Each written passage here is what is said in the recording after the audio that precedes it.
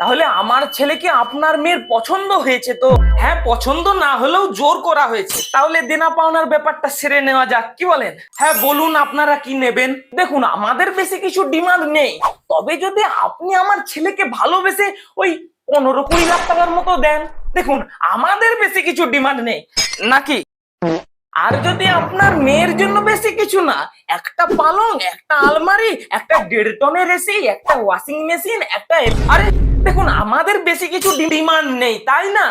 হ্যাঁ, আর দেখুন আপনার মেয়েকে যদি ওই সামান্য 5-10 ভরি গয়না দিয়ে সাজিয়ে দেন, দেখুন আমাদের বেশি কিছু ডিমান্ড নেই নাকি। তবে আমাদের একটা ডিমান্ড আছে। আপনাদের আবার ডিমান্ড কেন?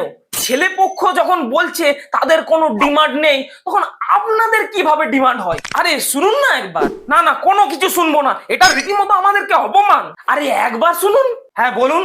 আমাদের ডিমান্ড হচ্ছে আপনি এই মুহূর্তে বাড়ি থেকে বেরিয়ে যান, আর যেন এই বাড়িতে আপনার মুখ দেখতে না পায়।